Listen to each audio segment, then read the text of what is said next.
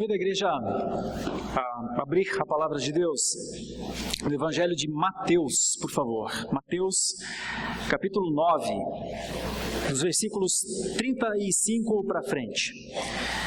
Evangelho de Mateus, capítulo 9, versículos 35 em diante. Nós estamos falando sobre missões, estamos pensando sobre missões, e estamos orando acerca de missões. Estamos recebendo missionários aqui na igreja durante todo este mês para pensarem conosco sobre missões. Nós estamos conversando com a igreja sobre o significado da missão, sobre a beleza da missão. Nós estamos, à luz da palavra de Deus, procurando caminhar como uma igreja missionária. E leio esse texto com os irmãos na perspectiva de ver como é que Jesus fazia missão. Claro que este texto não diz tudo sobre como Jesus fazia missão, mas este texto nos ajuda. Nós que somos uma igreja cristã, nós que somos uma igreja ensinada por mestres, nossos pais muitas vezes, nossos avós, familiares, muitos de nós que se achegaram há pouco a esta igreja e estão sendo ensinados, nós que somos uma igreja herdeira de um processo missiológico maravilhoso que os americanos desenvolveram no século XIX. Nós fomos beneficiados, mas não só nós no Brasil, o mundo inteiro. Desde o século XVI, com a reforma protestante que aconteceu na Europa, e o conceito de levar a salvação a todos os povos tomou uma dimensão preciosíssima, maravilhosa. No século XVI, já missionários foram enviados para vários cantos do mundo para falar deste Jesus. Notem o quanto pessoas se envolveram, se dedicaram, saíram de suas casas, outros permaneceram nas suas cidades, mas tente imaginar por um instante quantas pessoas entenderam que Jesus é o Salvador e deveria ser anunciado. Sabe, em tempos em que até mesmo a razão da existência de uma igreja se torna questionável, e eu respeito, inclusive, muitos dos questionamentos acerca da real relevância de uma igreja. Para que existe uma igreja? Muitos perguntam nos dias de hoje. Será que é necessário ter igreja? Não podemos viver sem uma igreja.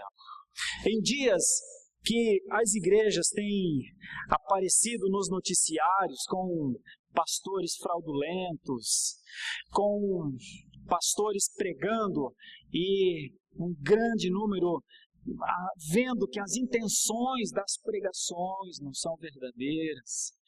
Em dias em que as igrejas estão prometendo coisas, tantas coisas, igreja parecendo ser mais vantajosa do que banco,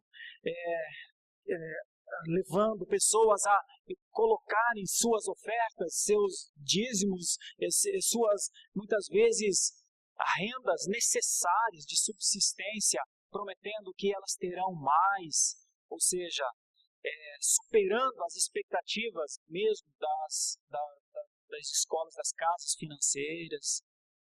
Em dias que multidões estão sentadas nas igrejas, ouvindo pregadores midiáticos, ou não, mas homens que sentem a alegria, a satisfação, o prazer de dizerem: minha igreja tem não sei quantos 1000 membros, minha denominação, pessoas criando denominações para si mesmas, homens donos de igreja,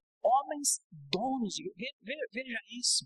Em tempos de termos de lidar com essa situação, em tempos em que muitos estão realmente equivocados dentro de instituições, mas se alguém pergunta por que é que você está dentro dessa instituição, o que é que você está fazendo neste lugar, muitos estão dizendo: a semana é cansativa, então eu vou ao domingo porque daí me anima. Lá o pastor me coloca para cima, lá a mensagem diz que eu posso ser um vencedor. Então, em algum momento, igrejas fazendo o papel de banco, prometendo verdadeiras fortunas, que as pessoas vão ter de volta tudo aquilo que colocam, 4, 5, 10 vezes mais, com propagandas de pessoas dizendo, veja, eu era pobre, agora sou rico, porque fui à igreja. Em tempos que pastores fazem mais o trabalho de psicólogos, psicanalistas, psiquiatras, e trabalham no sentido de animar uma multidão, para que essa multidão comece a semana muito animada, muito feliz. Meus irmãos, entendo que a igreja parece se perder. Me permitam a análise. Igrejas assim são realmente questionáveis. Igrejas que se assemelham a bancos deveriam dizer, somos o banco da fé. Igrejas que se assemelham a consultórios deveriam dizer, nós somos a medicina da fé. Eu até respeitaria mais. O ruim e o bem ruim é quando essas igrejas tentam se parecer com igrejas. Aí fica tão ruim, porque aí o nosso campo de discussão, a nossa defesa, aí discutir salvação, aí discutir a redenção, aí levar o evangelho aos povos. Para que isso aconteça, nós primeiro temos que resolver um problema interno. Nós temos inimigos para dentro dos muros, em tempos que a igreja está dividida nesse sentido. Sentido de propósito mesmo, de existência mesmo, de razão mesmo. Vale a pena refletir sobre como é que Jesus agia. Qual era a ação de Jesus? Qual era o olhar de Jesus para a sua geração? E qual foi a orientação de Jesus aos seus discípulos? Talvez, meus irmãos, à luz do texto em que leremos nessa noite, poderíamos pensar na simplicidade e na relevância pura de uma igreja. E talvez ao final deste culto possamos sair desse lugar entendendo um pouquinho mais sobre isso. Por que existe igreja? Qual o sentido de uma comunidade como essa? Por que ela está aqui? O que ela está fazendo aqui? E como será o futuro? Como que essas pessoas viverão? Este aqui é também um banco da fé? Eu digo aos que pensam assim que não é. Quando você oferta ou dizima, você o faz como um ato de fidelidade. Você o faz porque você reconhece que Deus fez o que fez por você. E você o faz na tua relação com o Senhor, ou por gratidão, ou melhor, não fazer. É isso que eu lhe digo como pastor dessa igreja. Se você deposita dízimo e oferta para receber em troca, eu aconselharia você a parar imediatamente, porque eu não lhe prometo nada disso. E essa instituição não promete nada disso. Ou a nossa liberalidade é para que a obra continue, como vimos missionários já há 2 domingos aqui, o reverendo Diogo falando sobre o povo japonês no domingo passado, e hoje a Lucimar falando sobre os Cobiana em Guiné-Bissau, e como ouviremos acerca da obra missionária no Timor-Leste, e como ouviremos sobre a obra missionária no Senegal no próximo domingo.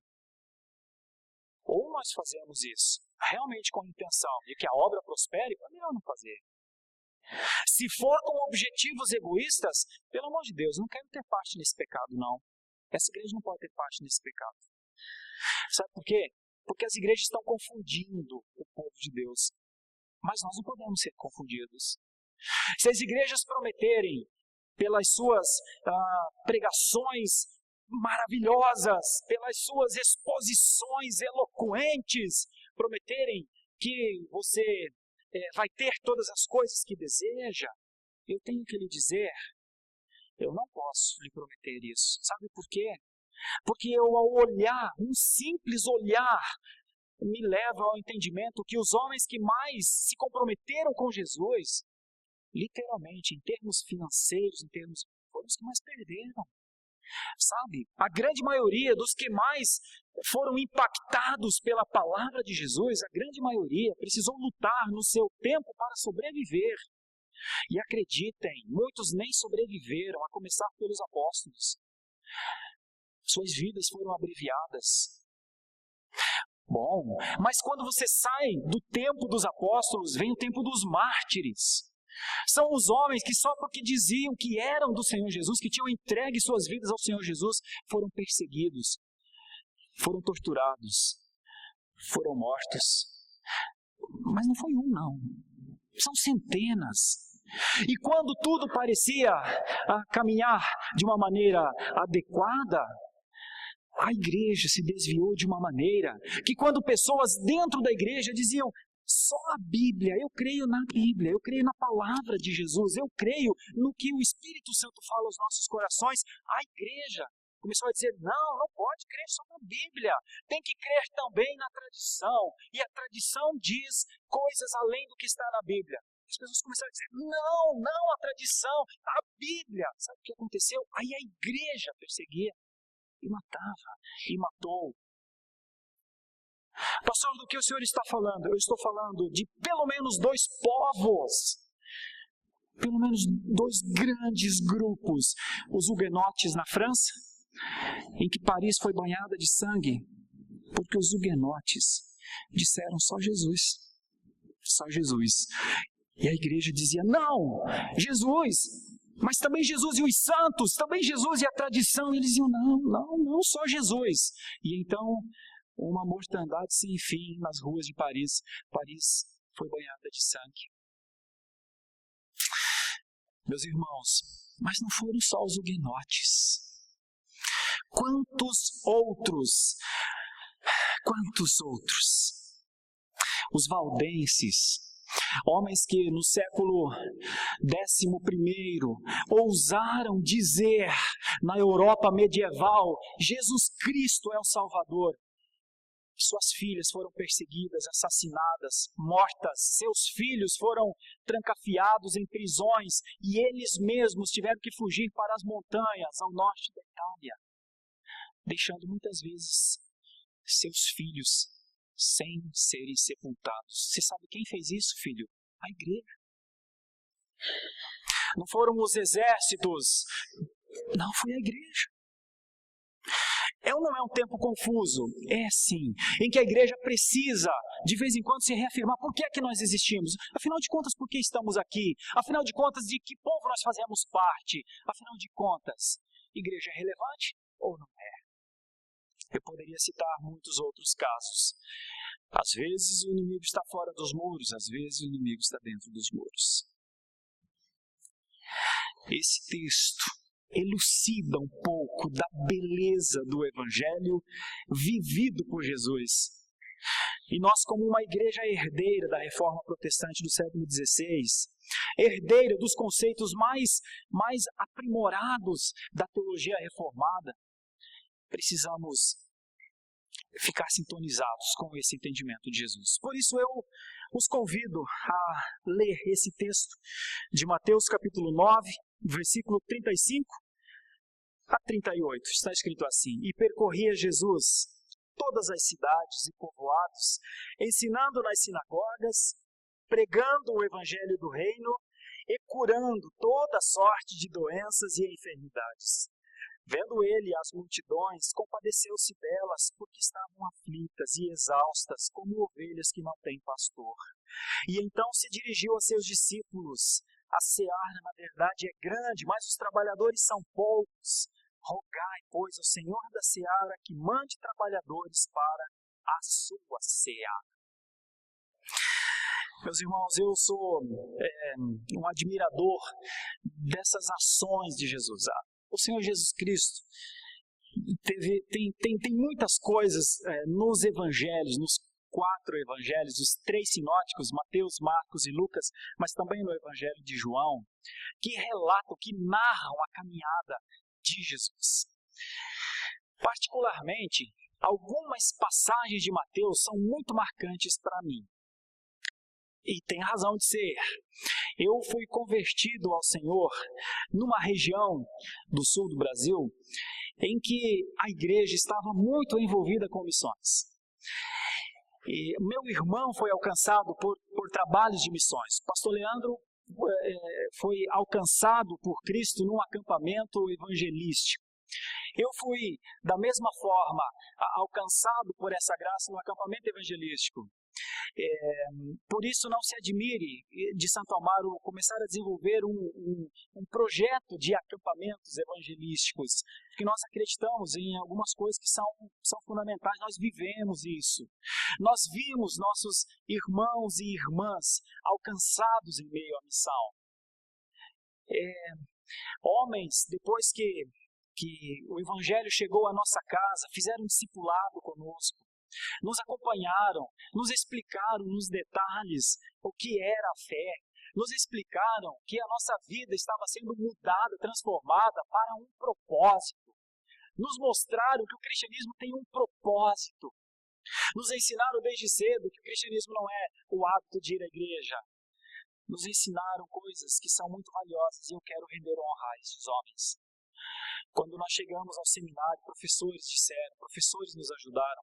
Hoje eu sou professor de seminário e com as turmas as quais leciono, seja aqui em São Paulo, em alguns outros locais no Brasil e até mesmo fora do Brasil, que Deus me deu a oportunidade de pregar, eu tenho a alegria e o prazer, a imensa satisfação e a certeza de que é difícil um homem tirar isso de mim, de que o Evangelho é uma coisa pura e simples. Porque primeiramente o Senhor Jesus foi um homem de conceitos assim.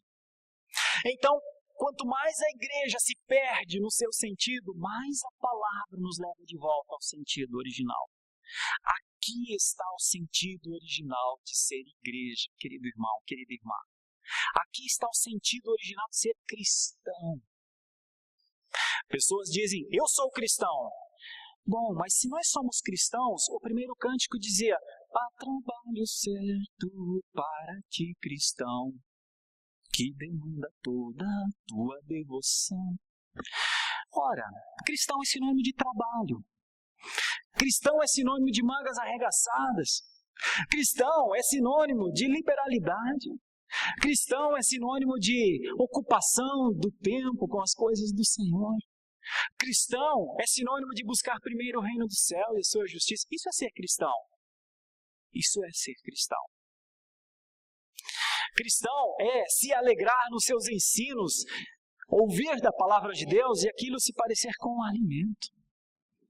É ouvir a palavra de Deus e aquilo se parecer com água que mata a sede. Isso é ser cristão. Ser cristão é muito mais do que pertencer a uma igreja, a uma denominação, seja ela qual for. Em tempos de tanto denominacionalismo, em tempo de tanta gente dizendo, venha para esse ministério, com todo respeito, quanta tolice, meu Deus, onde vamos chegar? Porque está difícil defender o nome cristão nos dias atuais. Mas eu gostaria de comentar contigo algumas coisas simples sobre o que é ser cristão. E como é possível ser um bom cristão. E eu olho para o texto e vejo, primeiramente no versículo 35, a ação de Jesus. A primeira ideia é, pense por um instante como é que Jesus trabalhou. Porque Jesus veio trabalhar. Jesus foi enviado, diz a palavra, Deus enviou o seu Filho para que todo que nele creia não pereça, mas tenha vida eterna. Ok, mas se Jesus veio para isso, alguém tem que falar dele então. O primeiro a falar dele mesmo foi ele. E como ele fez isso? Como está escrito no versículo 35, todas as cidades e povoados receberam 3 coisas do Senhor Jesus Cristo. O professor, o pregador e aquele que entendia as reais necessidades do seu povo. Por onde Jesus andou, e não foi a primeira vez, você não precisa mudar, mas há uns 5 capítulos atrás, em Mateus capítulo 4, versículo 23, tem a mesma construção, a mesma frase. Isso quer dizer que Mateus registrou lá atrás Jesus fazendo isso, percorrendo toda a Galileia, está escrito lá atrás, ensinando nas sinagogas, porque a sinagoga era o local usado para concentração de pessoas que adoravam a Deus, que liam as escrituras de Deus. Então nós temos em Jesus nas sinagogas uma didática, e essa ideia de ensinar é didático. Eles receberam alguém que se assentava e se assentou algumas vezes, várias vezes, na sinagoga para falar, ensinar com calma. Ora, o que é que o cristianismo aprende? Qual é a noção de aprendizado no cristianismo? A noção mais adequada de aprendizado no cristianismo é: aprendo para ensinar. Aprendo para guardar, para ficar comigo, para ser um sábio, para escrever grandes obras. É isso? Não. Aprendo e o que sei, falo. Aprendo, compreendo, levo adiante. Por isso, alguns pensadores já disseram em algum momento: este é um sermão para a sua semana. Essa é uma pregação para a sua semana. Porque na próxima semana você receberá outro ensino. Mas o que fazer na semana? O que um cristão faz na semana? Em Jesus nós temos um exemplo. Ele ensinava. Mas não só ensinava. Note que tem a expressão pregando o evangelho do reino. E as diferenças, embora que aqui na língua portuguesa ensinar e pregar se pareçam iguais, mas em termos de língua original não são iguais, são diferentes. Porque a expressão didática tem a ver com paciência, tem a ver com mais tempo, tem a ver com dedicação, cuidado, tem a ver com ir devagar, tem a ver com esperar o tempo de cada um para que a pessoa compreenda bem aquilo. Bom, se Jesus fazia isso, mas Jesus não fazia só isso. O texto mostra que Jesus pregava, e a expressão pregar não é didática, a expressão pregar é proclamar. E a proclamação, meus irmãos, ela não se faz com a paciência, com o cuidado de um professor. Ela se faz na paixão, pela convicção, pelo brilho no olho. Ela se faz por aqueles tipos de certeza que homens e mulheres têm e que não podem ser demovidos daquilo e que nada os para. São os verdadeiros rolos compressores da fé. Pois bem, assim era Jesus. Então nós já temos duas coisas de Jesus na sua maravilhosa ação discipulativa. Nós temos um professor, um mestre, e nós temos um proclamador, um anunciador. Mas Jesus não fazia só isso, irmãos. E a terceira bênção de Jesus para aqueles povos era o que está no finalzinho do versículo 35. Curando toda a sorte de enfermidade. E curar aqui, a palavra aqui é terapia. O que Jesus mais fez então, se você quiser sair dessa igreja com uma noção clara do que Jesus mais fez, o resumo do ministério de Jesus passa por essas três coisas. Passa por ensinar pessoas, passa por pregar, que é anunciar o evangelho do reino. Note que o próprio Jesus começa o seu ministério, alguns capítulos atrás, dizendo, sozinho ainda, às margens do lago de Genezaré, arrependei-vos, porque perto está o reino dos céus. Mas nós temos um homem que olha para o coração do ser humano. Aqui, no capítulo 35, não está escrito, apenas diz toda sorte de doenças e enfermidades. Mas lá atrás, em Mateus 4:23, diz que homens endemoniados vinham, diz que homens lunáticos vinham, que homens enfermos mesmo, de doenças que não tinham a ver com a mente, mas tinham a ver com a parte física, vinham. E Jesus manifestou este cuidado com o ser humano.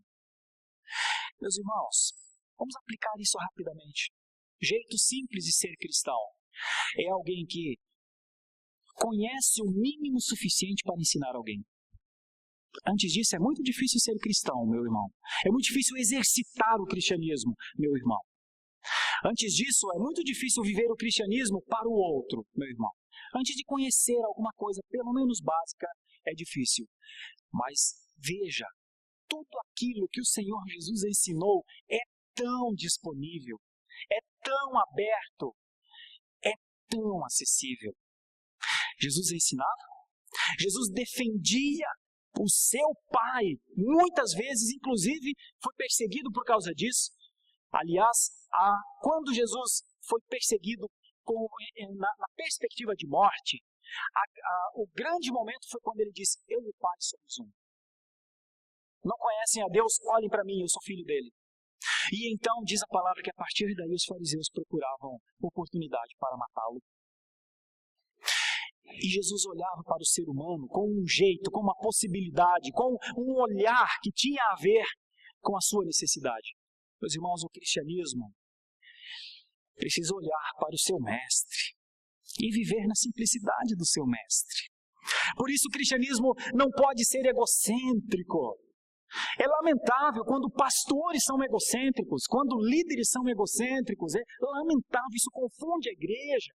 Isso confunde aqueles que estão adentrando as portas para conhecerem mais acerca de Deus e da sua obra. É lamentável quando a pregação não é do Evangelho do Reino, porque o Evangelho do Reino compreende todos os tempos, compreende o Deus na criação, compreende a preservação de Deus nesse momento, compreende os tempos eternos. Isso é o Evangelho do Reino de Deus, não é Evangelho de prosperidade, que confunde a cabeça das pessoas, dizendo que o céu é aqui. O céu não é aqui.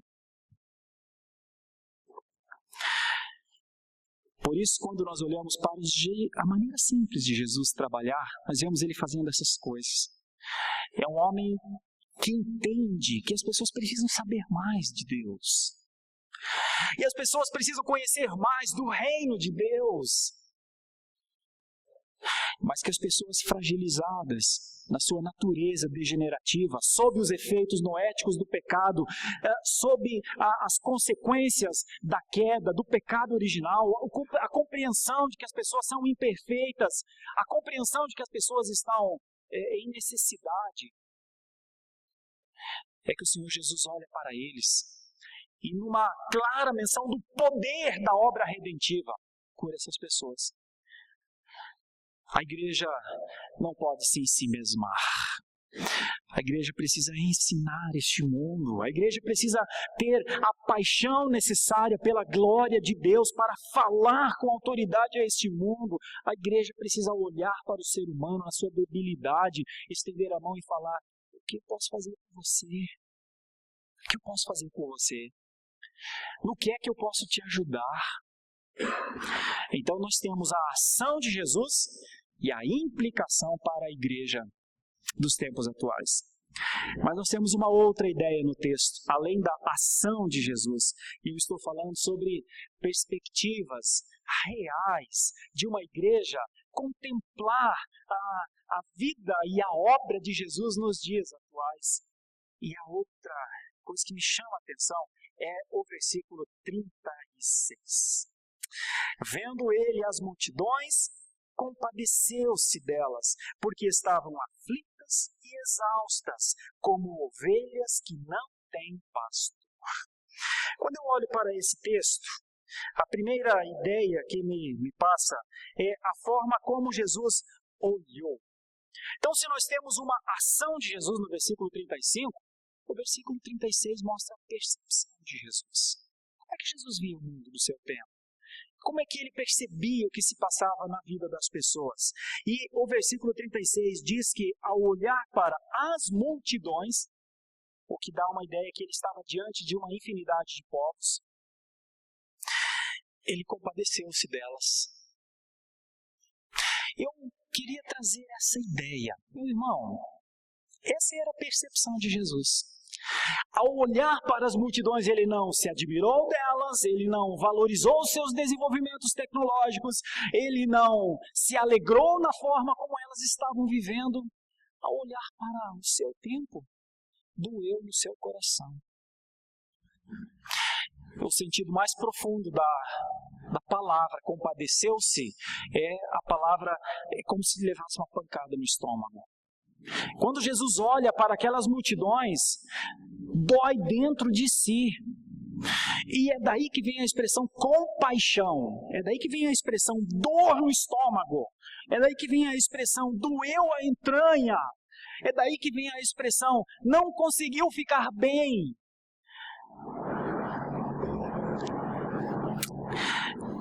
Na pessoa e na obra do Senhor Jesus, nós encontramos a compaixão que a igreja precisa desenvolver.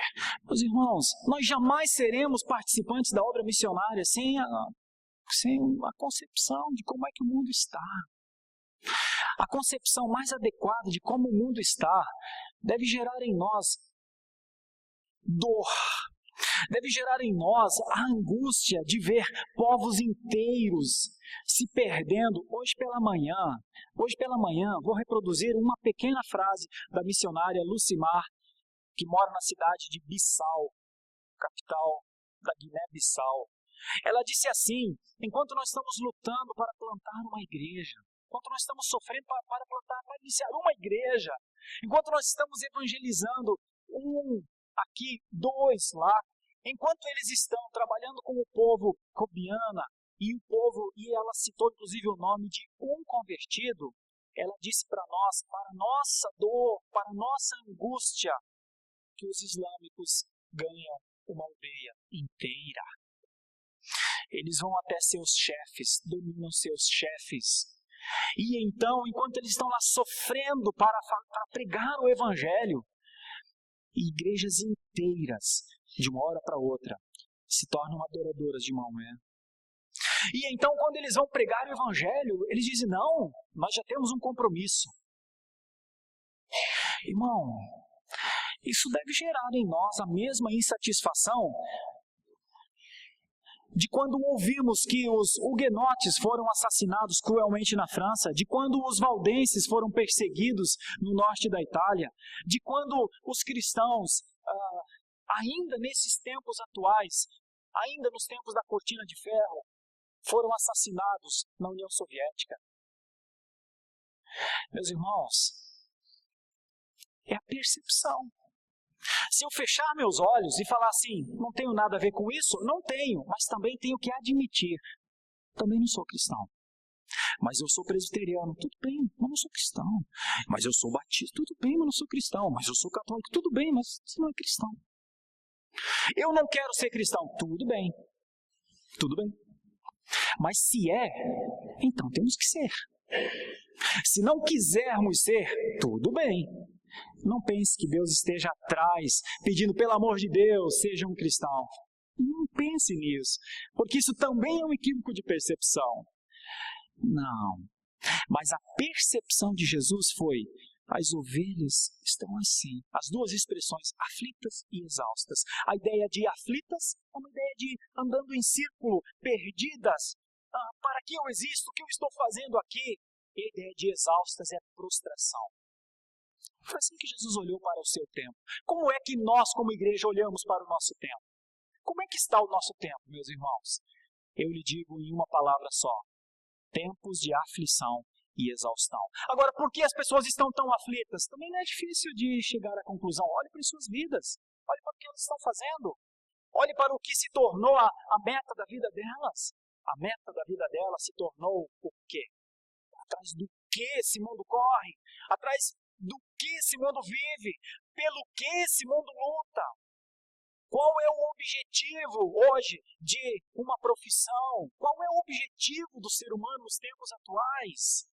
Eu lhe digo em 2 ou 3 palavras: satisfação, hedonismo, o autoendeusamento, o poder, a condição de poder se orgulhar e dizer para o próximo: veja como eu sou próspero, veja como eu venci. Vencemos o quê? Tempos de aflição, irmão. Tempos de exaustão. É assim que o mundo está.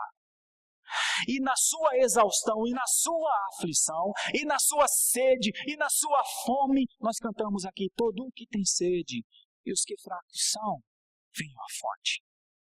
A percepção de Jesus foi: este povo aflito e exausto precisa de alimento, precisa de água, precisa de cuidado.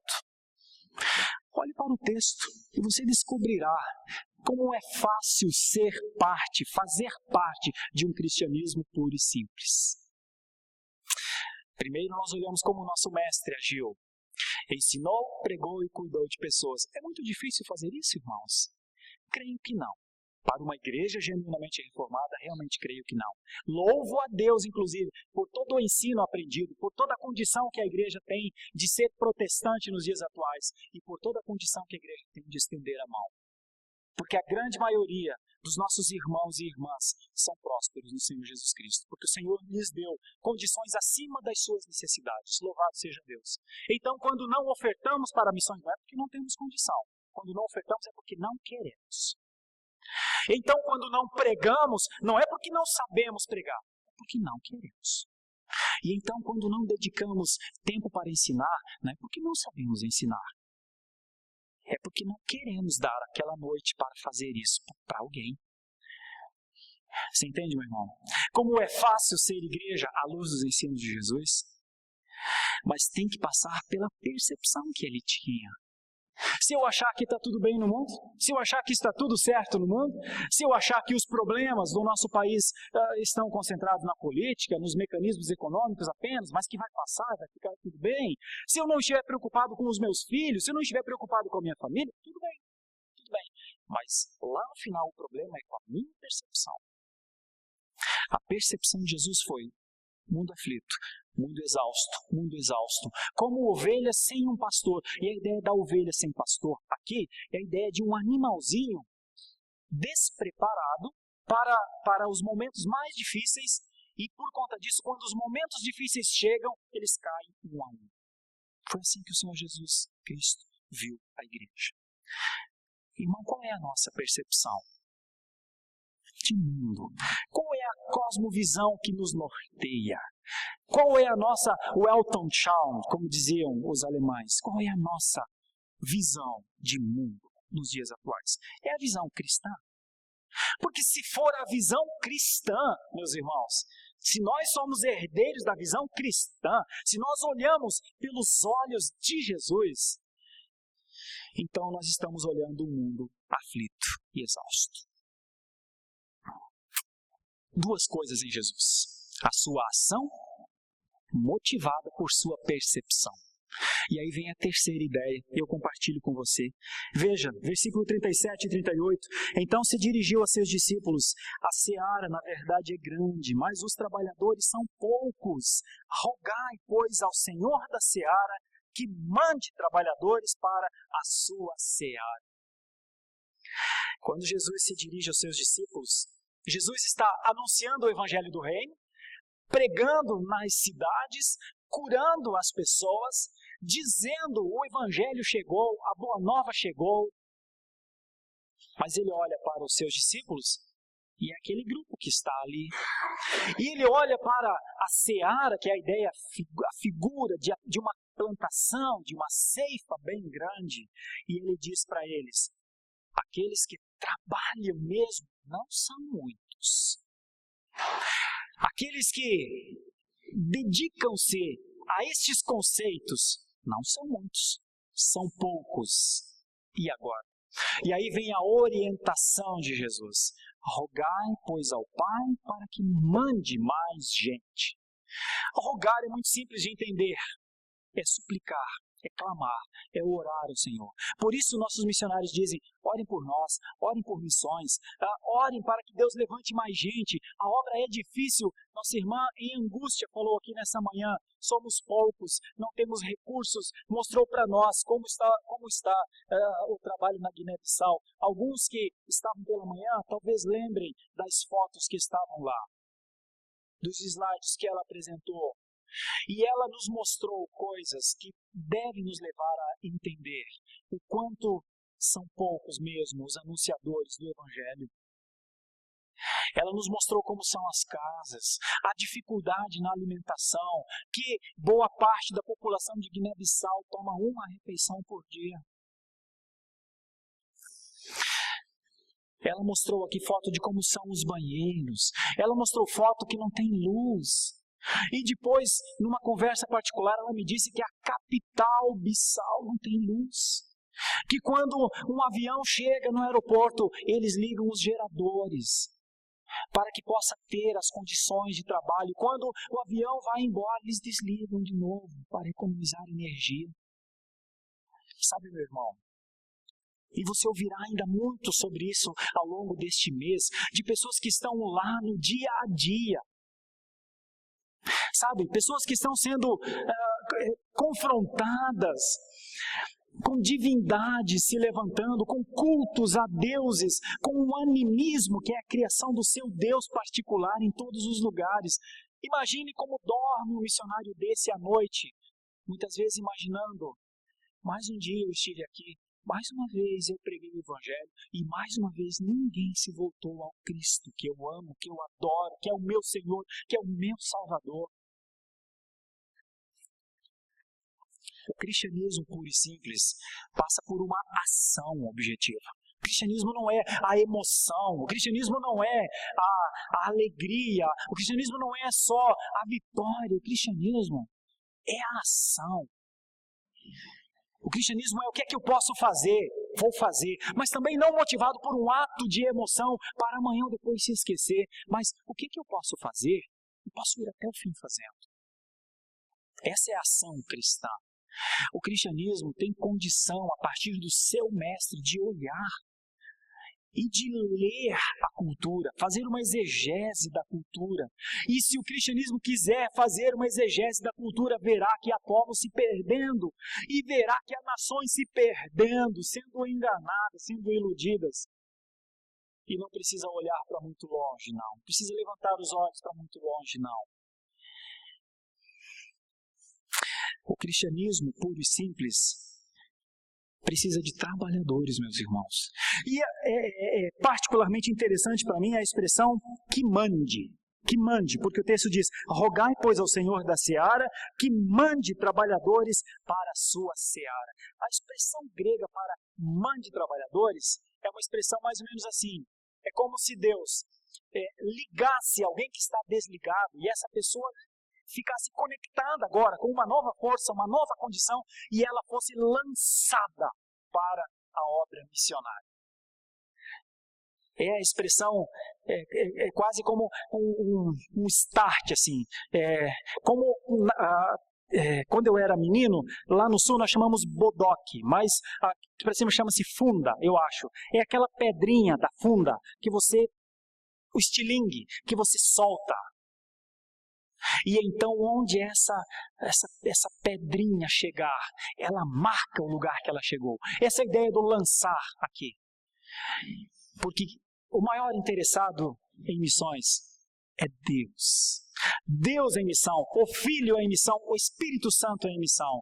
Por isso o Senhor Jesus diz, falem com esse Criador da missão.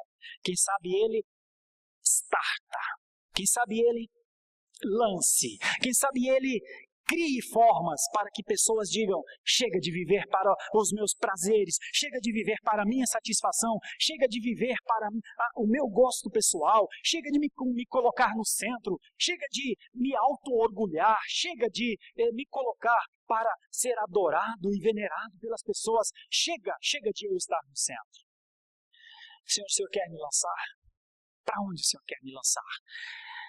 Talvez não seja para Guiné-Bissau, talvez não seja para a África Setentrional, talvez seja lançar você para impactar vidas que estão mais próximas de ti do que você pensa.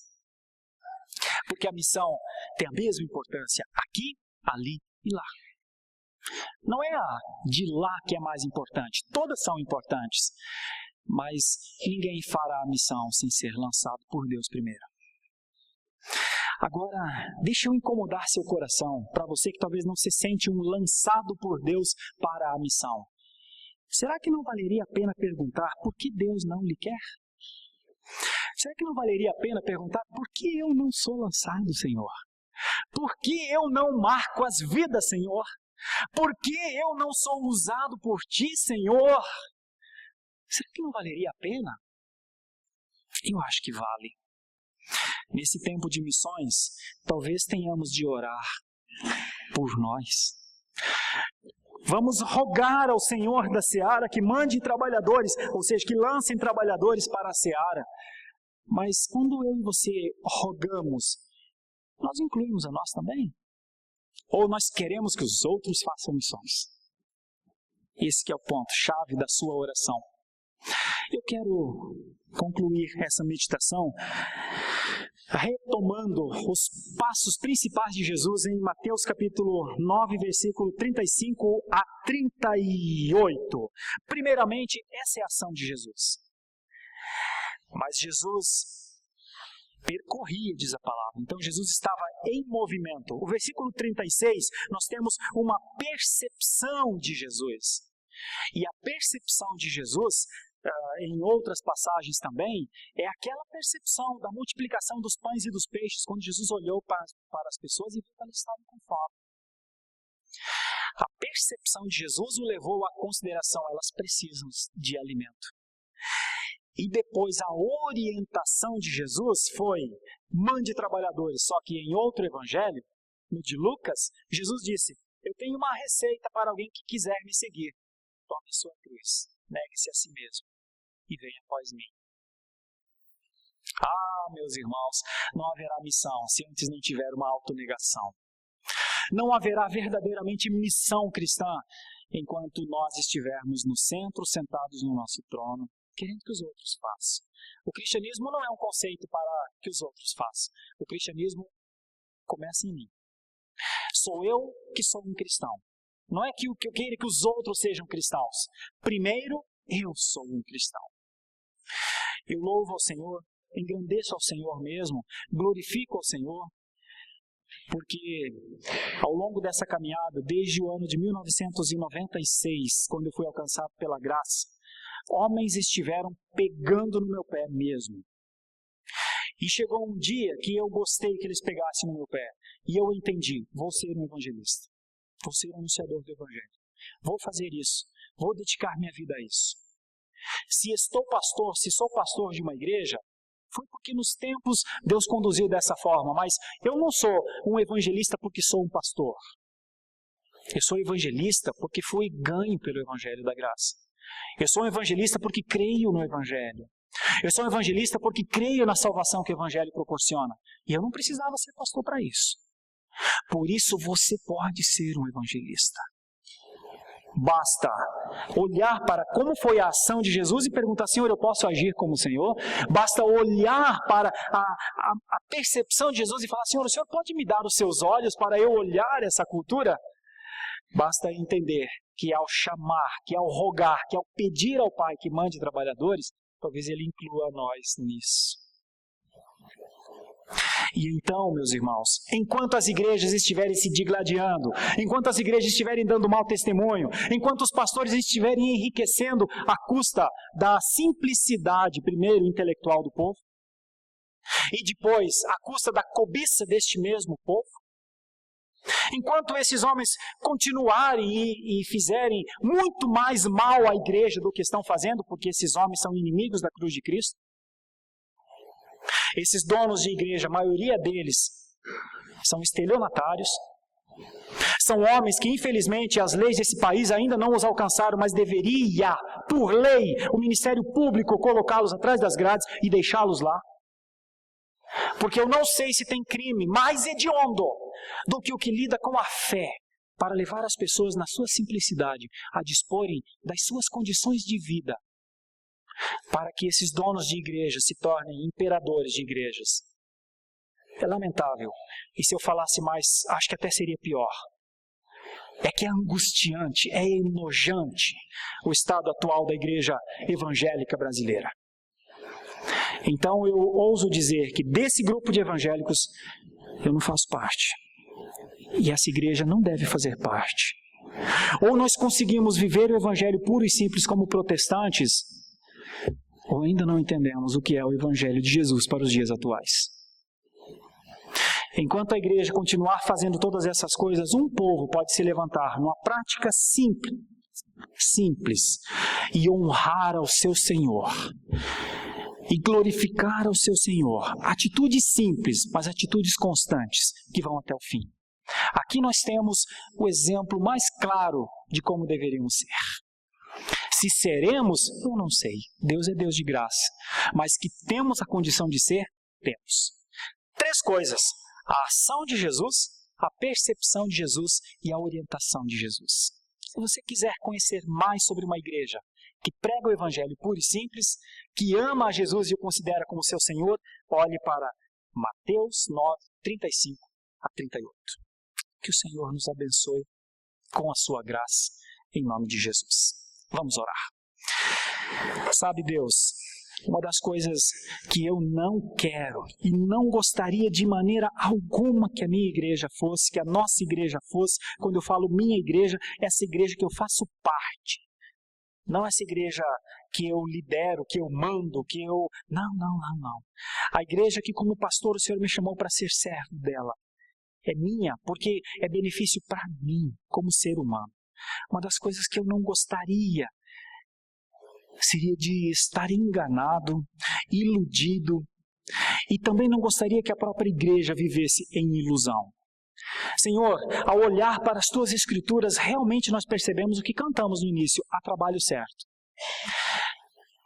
Há sim, uma seara grande que precisa de gente que trabalhe mesmo, e não de gente emocionada, e não de gente que cai ao chão, que glorifica, que grita, mais do que isso, muito mais do que isso. De gente que diz, na minha agenda eu vou colocar um dia para ensinar pessoas, anunciar o evangelho do reino, estender a minha mão.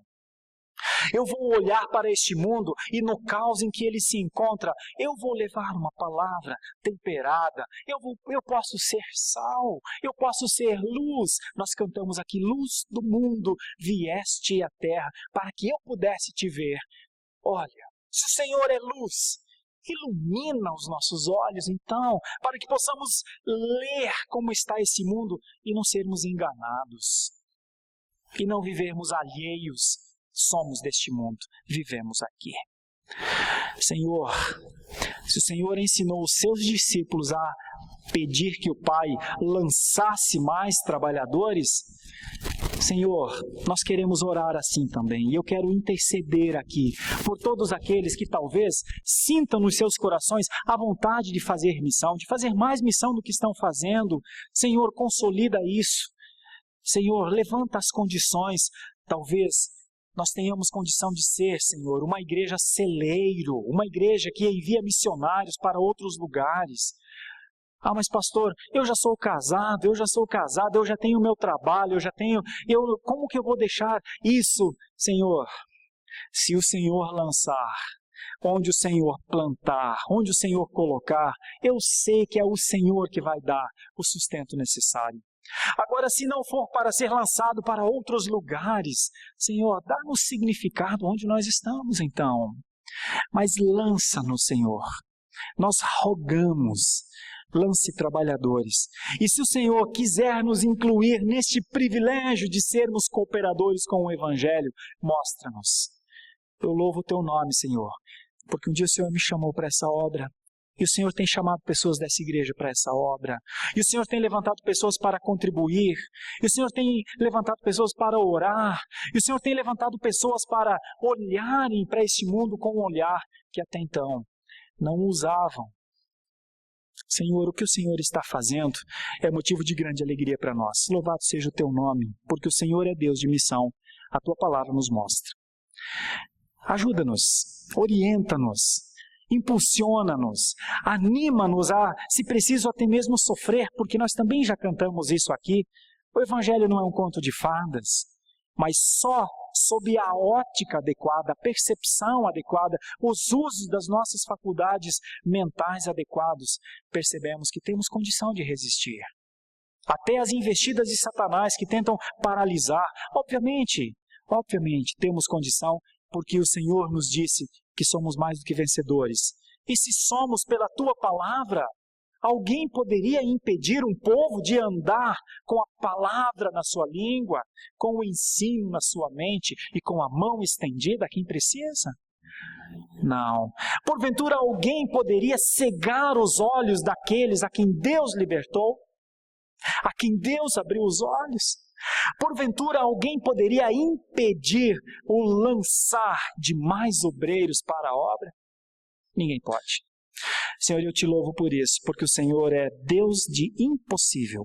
Tudo é possível aos teus olhos. Eu quero te louvar e te engrandecer por aqueles que estão conhecendo essa fé, e estão dando os primeiros passos no entendimento que eles podem fazer parte de uma igreja, de um cristianismo puro e simples. E, Senhor, ajude-os, aqueles que estão em dúvida, a olharem para o Senhor e se alegrarem em como o Senhor é, e terem suas almas satisfeitas, porque tem um Salvador, tem um Redentor. Por isso nós oramos com perdão dos nossos pecados, em Jesus. Amém.